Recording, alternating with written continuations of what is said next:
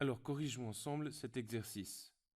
L'idée est donc que l'on dispose d'une plaque carrée métallique et on aimerait pouvoir la découper et la plier pour en faire une boîte à base carrée.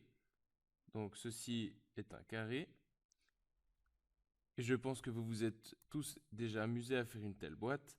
Il faut découper des petits carrés ici de chaque côté. Et donc ceci sera du déchet. Et on devra faire du pliage sur les pointillés.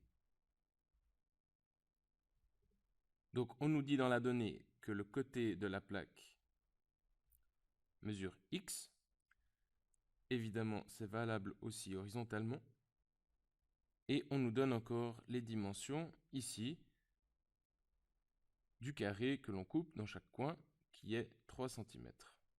Et maintenant, on aimerait nous demander que vaut le côté de la base carrée de la boîte.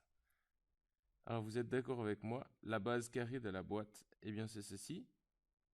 Et donc, on aimerait savoir les dimensions de ce petit côté ici, qui sera donc C.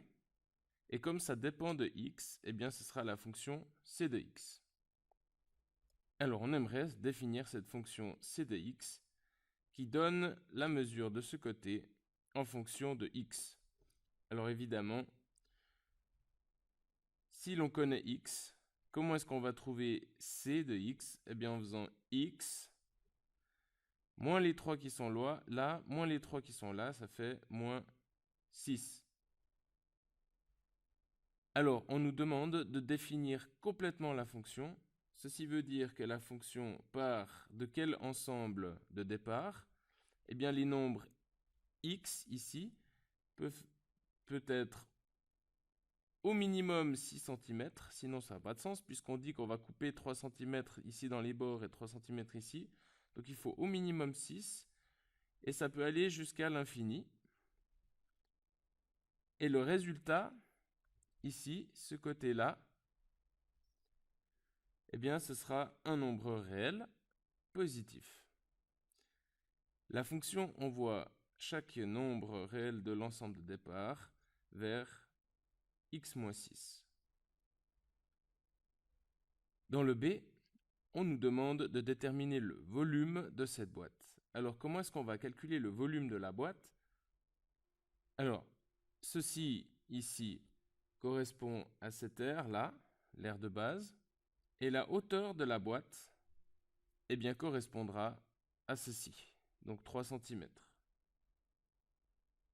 De ce fait, le volume, comme fonction de x, sera égal à c carré, qui est donc le côté de la base ici, fois cette distance-là, qui correspondra à la hauteur de la boîte. On peut donc dire que cette fonction du volume sera x moins 6 au carré fois 3. X moins 6 fois 3, et le 3, c'est cette distance-là. Alors, si on définit complètement la fonction, on aura que cette fonction prend au minimum 6, comme avant, hein. X va au minimum de 6 jusqu'à il peut valoir l'infini, et il va nous envoyer ça vers un nombre réel positif.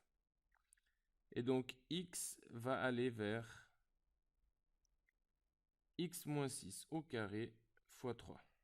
Ne pas oublier le petit talon ici de cette flèche lorsqu'on indique l'élément x et son image à l'aide de l'expression analytique.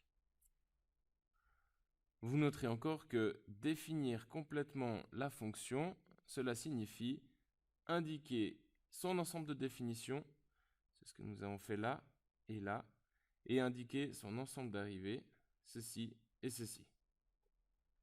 Voilà, je vous encourage à faire maintenant l'exercice 8 ou 10 qui est similaire, le 8 étant un petit peu plus facile.